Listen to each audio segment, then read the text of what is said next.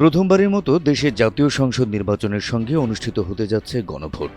এবারই প্রথম ভোটাররা সংসদ প্রতিনিধি নির্বাচনের সঙ্গে সঙ্গে ভবিষ্যৎ রাষ্ট্র পরিচালনার কিছু গুরুত্বপূর্ণ বিষয়ে ভোটের মাধ্যমে নিজেদের মতামত জানাবেন, যা হ্যাঁ এবং না ভোটের মাধ্যমে নির্ধারণ করবেন দেশের জনগণ।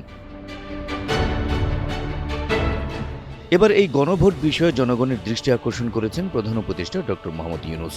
2 জানুয়ারি শুক্রবার প্রধান উপদেষ্টার ভেরিফাইড ফেসবুক পেজে গণভোটে হ্যাঁ এবং না ভোট নিয়ে একটি লিফলেট পোস্ট করেন তিনি, যার ক্যাপশনে তিনি লিখেন, গণভোটে হ্যাঁ ভোট দিলে কি পাবেন আর না ভোট দিলে কি পাবেন না জেনে নিন।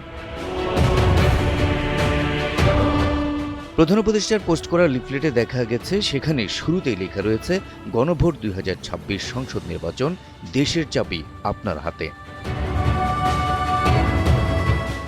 গণভোট সচেতনতা কার্ডে বলা হয়েছে, আপনি কি এমন বাংলাদেশ চান যেখানে 1. তত্ত্বাবধায়ক সরকার, নির্বাচন কমিশন ও সরকারি কর্ম কমিশন গঠনে সরকারি দল ও বিরোধী দল একত্রে কাজ করবে। 2. সরকারি দল ইচ্ছেমতো সংবিধান সংশোধন করতে পারবে না। 3. সংবিধানের গুরুত্বপূর্ণ পরিবর্তনের ক্ষেত্রে গণভোটের বিধান চালু হবে। 4. বিরোধী দল থেকে ডেপুটি স্পিকার এবং গুরুত্বপূর্ণ সংসদীয় কমিটিসমূহের সভাপতি নির্বাচিত হবেন। গণভোটের প্রচার কার্ডে 5 নম্বরে লেখা রয়েছে, যত মেয়াদি হোক কেউ সর্বোচ্চ 10 বছরের বেশি প্রধানমন্ত্রী থাকতে পারবেন না। 6 নম্বরে রয়েছে, সংসদে নারীর প্রতিনিধিত্ব পর্যায়ক্রমে বাড়বে। 7 লেখা আছে, ক্ষমতার ভারসাম্য প্রতিষ্ঠার জন্য পার্লামেন্টে একটি উচ্চ কক্ষ গঠিত হবে। 8 নম্বরে লেখা আছে, দেশের বিচার ব্যবস্থা স্বাধীনভাবে কাজ করবে। 9 নম্বরে রয়েছে, আপনার মৌলিক অধিকারের সংখ্যা বাড়বে। 10 নম্বরে আছে, দণ্ডপ্রাপ্ত অপরাধীকে রাষ্ট্রপতি ইচ্ছে মতো ক্ষমা করতে পারবেন না।